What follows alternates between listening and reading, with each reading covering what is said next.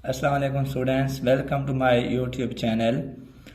उम्मीद है आप खैरियत से होंगे। आज इस वीडियो में मैं आपके लिए जनरल रियाजी का पेपर सॉल्व कर रहा हूं। आर्ट्स ग्रुप का पहले ग्रुप का मुल्तान बोर्ड का पेपर जो 16 अप्रैल 2023 को मुनक्कद हुआ था। फर्स्ट ग्रुप का यह पेपर है। मरूदी तर्ज का पेपर मेरे पास मौजूद है, जिसका सलूशन मैं आपके लिए इसमें बताऊँगा। ये जितने उसमें क्वेश्चन हैं उनके क्या क्या जवाबात हैं, जो हम उनको किस तरीके से हल कर सकते हैं। तो नोट इसका ये है, याद रख लें कि मरूदी तर्ज का पेपर 15 नंबर का होता है।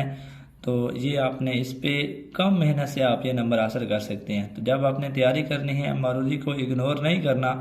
तो ये इसका फ़ायदा ये है कि आप कम टाइम में इसकी तैयारी कर सकते हैं। हर सवाल के 4 मुमकिन जवाबात A, B, C और D दिए गए हैं।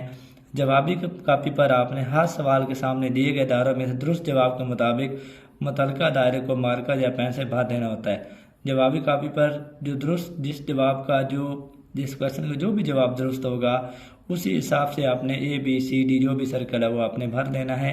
एक से ज़्यादा दायरों को पुर करने या काट कर पुर करने की सूरत में मज़कूरा जवाब गलत सवर होगा। अगर आप एक से ज़्यादा दायरे पुर कर देंगे या काट कर पुर करेंगे तो जवाब आपका गलत होगा। इसलिए आपने एहतियात से काम लेना है, जल्दी नहीं करनी। सिर्फ उसी सर्कल को फिल करना है जो लगता है कि ये वाला जवाब दुरुस्त है। दायरों को पूर्ण ना करने की सूरत में कोई नंबर नहीं दिया जाएगा। अगर आप दायरों को खाली छोड़ देते हैं, आप उनको पूरे ही नहीं करते, तो इस सूरत में आपको कोई नंबर नहीं दिया जाएगा।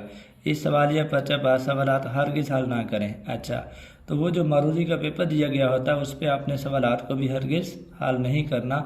आपने जस्ट वो पेपर पढ़ना है और जो दुरुस्त जवाब होगा उसका आपने जवाबी कापी पर जो दायरा है, मुतलका दायरा, वो आपने भर देना है। तो अब हम चलते हैं सवालात की तरफ। पहला सवाल है, बैंक में लगाई गई मशीन जो नकद रकम गाहक को अदा करती है उसे क्या कहते हैं? उसे कंप्यूटर कहते हैं, स्कैनर कहते हैं, ATM कहते हैं, कार्ड रीडर कहते हैं।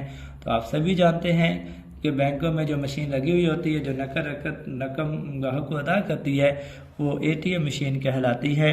तो यहाँ पे इसका C ऑप्शन दुरुस्त है, ATM। दूसरा सवाल है, वो रकम जो आमदनी के तनासब से कुछ चीज़ों की लागत में मुनाफे के इजाफा और खिदमात पर रियासत को अदा की जाती है कहलाती है? टैक्स, एक्साइज ड्यूटी, जायदाद का टैक्स, इनकम टैक्स। तो वो रकम जो आमदनी के लिहाज से कुछ चीज़ों की लागत में इजाफे और खिदमात पर रियासत को अदा की जाती है उसे टैक्स कहा जाता है। A ऑप्शन इसका दुरुस्त है। तीसरा सवाल है, 3 के जज़र में 3 को क्या कहते हैं? जज़र, मजजूर, सही अदद, कुदरती अदद। तो 3 के जज़र में आप देखें अगर, तो 3 जज़र के अंदर लिखा हुआ है और जज़र के अंदर जो भी रकम लिखी हुई हो उसे मजजूर कहते हैं। ये जो अलामत है ये जज़र की अलामत है और इसके अंदर जो भी रकम लिखी गई हो वो मजजूर कहलाता है। तो यहाँ पे 3 मजजूर है। चौथा सवाल है, किसी अदद के लोगाता में सही अदद वाले हिस्से को क्या कहते हैं? हकीकी हिस्सा, इशारिया वाला हिस्सा, मैंट हिस्सा या खासा। लोगाता में जो सही अदद वाला हिस्सा होता है, सही अददी जो हिस्सा होता है किसी भी अदद के लोगाता में, वो खासा कहलाता है। D ऑप्शन इसका दुरुस्त है। और अगर लोगाता में अगर हम उसको मालूम करते हैं जो इशारिया वाला हिस्सा होता है वो मैंटीसा कहलाता है। यहाँ पे सही अदद वाले हिस्से के बारे में पूछा गया है तो वो खासा कहलाएगा। पांचवा सवाल है, 12, 16, 21, 27 में अगली रकम क्या है? इसकी अगली रकम आपने बतानी है। क्या वो 34 होगी, 30 होगी, 31 होगी, 32 होगी? तो हम इसको मालूम कर लेते हैं।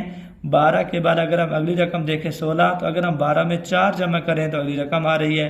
16 के बाद अगली रकम 21 आ रही है। 21 से 16 में 5 का फ़र्क आ रहा है। 16 में 5 जमा करें तो 21 आ रहा है। 27 और 21 के दरमियान फ़र्क 6 का आ रहा है, तो 21 में 6 जमा करें 27 आ जाएगा। तो देखें एक सीक्वेंस चल रहा है, पहले 4 जमा हुआ, फिर 5 हुआ, फिर 6। अब जो अगली रकम आएगी उसका 27 के साथ 7 का फ़र्क होगा, यानी 27 में 7 जमा करेंगे तो अगली रकम आएगी। तो 27 में 7 जमा करें तो ये 34 आएगा। इसका A ऑप्शन दुरुस्त है। 27 में 7 जमा करेंगे 34 आ जाएगा। सवाल नंबर 6 है, 1 और 8 के दरमियान ज़रबी वस्त क्या है? हमने 1 और 8 के दरमियान ज़रबी वस्त मालूम करना है। तो याद रखें, अगर हमें 2 रकमें दी गई हों उनका ज़रबी वस्त निकालने का फार्मूला होता है जमा माइनस AB का स्क्वायर रूट जमा माइनस A की कीमत है 1, B जहाँ पे है 8, तो 1 ज़रब 8 आ जाएगा। ये बन जाएगा जमा माइनस 8 ज़रब 1 8 का जज़र। 8 का मुकम्मल जज़र नहीं आ सकता, इसकी हम तेज़ी कर लेते हैं। तो 8 को लिखा जाता है जज़र लेने के लिए 4 ज़रब 2 का जज़र, 7 प्लस माइनस भी आएगा, ये बराबर आ जाएगा प्लस माइनस 4 का जज़र 2 होता है, ये बाहर आ जाएगा, अंदर 2 का जज़र। तो 1 और 8 के दरमियान ज़रबी बस जमा मनफी 2 इंटू 2 का जज़र आएगा। 7वां सवाल है, दो सेटों ए और बी के लिए ए यूनियन बी बराबर है बी यूनियन ए क्या कहलाता है? इसे हम खासियत मुबादला कहते हैं, खासियत तलाज़म कहते हैं, डी मॉर्गन का कानून कहते हैं, दो सेटों का कॉम्प्लीमेंट कहते हैं। अगर हमारे पास कोई से दो सेट हों और A union B B union A के बराबर हो तो ये खासियत मुबादला कहलाती है। ये ऑप्शन दुरुस्त है। सवाल नंबर 8 है, हमें एक रब्त दिया गया है, आर स्नाई रब्त एक दिया गया है जिसके अंदर मुतरतब जोड़े हैं, अरकान हैं 4 5 5 4 5 6 6 और 4। तो आर की डोमेन हमने बतानी है। तो अगर हमें कोई रब्त दिया गया हो, कोई आर सेट दिया गया हो तो उसके पहले अरकान का सेट डोमेन सेट कहलाता है। तो इस सेट में अगर हमने डोमेन ऑफ आर मालूम करनी है तो डोमेन ऑफ आर यहाँ पे आएगी, जो दो पहले वाले अरकान है वो आएंगे, 4 आएगा, यहाँ पे देखें पहला रुकन 5 है, 5 आ जाएगा, अगेन 5 है तो आ चुका है, 2 बार नहीं लिखा जा सकता, एक बार लिखा जाएगा, 2 बार भी आ रहा हो तो एक बार लिखेंगे, 6 आ जाएगा। तो यहाँ पे जो डोमेन होगी सेट आर की वो 4 5 6 है, इसका सी ऑप्शन दुरुस्त है। सवाल नंबर 9 है, 2x जमा वाई बराबर है 6 में x बराबर 1 रखने से y की कीमत हमने मालूम करनी है। यानी अगर हम जहाँ पे x की जगह 1 रखें तो y क्या आएगा? तो यहाँ से आप देख लें, मैं वैल्यू दर्ज कर लेता हूँ, 2 इंटू एक्स है, x की जगह मैं 1 रख देता हूँ, जमा y बराबर है 6, 2 को 1 से ज़रब 2 आ जाएगा, जमा y बराबर है 6, y मालूम करना है। तो ये 2 उधर जमा का इस तरफ आके माइनस हो जाएगा, 6 माइनस 2, तो y की कीमत 4 जहाँ पे आएगी। यानी अगर 2x जमा y बराबर है 6 हो, इसमें मैं x की जगह अगर हम 1 रख दें तो y की कीमत +4 आएगी। सी ऑप्शन दुरुस्त है, 4 जवाब इसका आएगा। सवाल नंबर 10 है, सिग्मा xi माइनस x बार की खासियत को कहा जाता है आधा, ज़रबी औसत, हार्मोनिक औसत, हिसाबी औसत। तो ये देखें ज़रा, ये इनराफात हैं किसी मवाद की तमाम मद्दात के हिसाबी औसत से इनराफात का मजमुआ 0 होता है। तो ये हिसाबी औसत की खसूसियत है, डी ऑप्शन आएगा जहाँ पे कि अगर हमें कोई मवाद दिया गया हो, उस मवाद का अगर हम हिसाबी औसत से इनराफात ले लें, उस मवाद की तमाम रकमों के हिसाबी औसत से इनहराफात ले लें तो उन तमाम इनहराफात का मजमुआ 0 होता है। ये हिसाबी औसत की खसूसियत है। सवाल नंबर 11 है, नफ़ा फ़ीसद मालूम कीजिए अगर कीमत फ़रोख्त ज़्यादा हो कीमत ख़रीद से। याद रख लें कि नफ़ा सिर्फ उसी सूरत में हो सकता है जब कीमत फ़रोख्त कीमत ख़रीद से ज़्यादा होती है।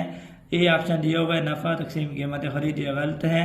बी ऑप्शन दिया हुआ है नफ़ा वर कीमत ख़रीद ज़रब 100, ये दुरुस्त हो सकता है। चले आगे देख लेते हैं। सी में देख लें नफ़ा ज़रब कीमत ख़रीद तकसीम 100, तो याद रख लें जो नफ़ा होता है वो कीमत ख़रीद पर होता है, बटे में कीमत ख़रीद आनी चाहिए थी, ज़्यादा ये दुरुस्त नहीं है। डी ऑप्शन कीमत फ़रोख्त ज़रब 100 तकसीम नफ़ा फ़ीसद जमा 100, ये कीमत ख़रीद मालूम करने का फार्मूला, ये भी दुरुस्त नहीं है। यहाँ पे उसने कहा कि नफ़ा फ़ीसद क्या होगा अगर कीमत फ़रोख्त कीमत ख़रीद से ज़्यादा हो, तो बी ऑप्शन इसका दुरुस्त होगा, नफ़ा तकसीम कीमत ख़रीद ज़रब 100। सवाल नंबर 12 है, 1/3 की फ़ीसद शक्ल है। 1/3 को फ़ीसद की शक्ल में लिखना है। तो याद रख लें अगर हमारे पास कोई रकम उसे फ़ीसद में चेंज करना हो तो 100 से ज़रब देते हैं, 100 ज़रब 1/3 100/3 आ जाएगा। 100 को 3 पे तकसीम करें, 3 3 9 1 बचा, 10 फिर 3 3 9 1 बच जाएगा, 33 सही 1/3 आप तकसीम करके चेक कर सकते हैं। तो 1/3 फ़ीसद की शक्ल में 33 सही 1/3% आएगा। डी ऑप्शन इसका दुरुस्त है। सवाल नंबर 13 है, ए निस्बत बी की निस्बत में ए को क्या कहते हैं? यानी निस्बत के जो अरकान होते हैं उनमें पहला रुकन जहाँ पे देखें ए है, दूसरा रुकन बी है, तो पहले रुकन को कहते हैं एंटीसीडेंट, दूसरे रुकन को कहते हैं कॉन्सिक्वेंट। ए के बारे में जहाँ पे पूछा गया है तो ए को क्या कहते हैं? इंतहाई, एंटीसीडेंट, दरमियान या कॉन्सिक्वेंट।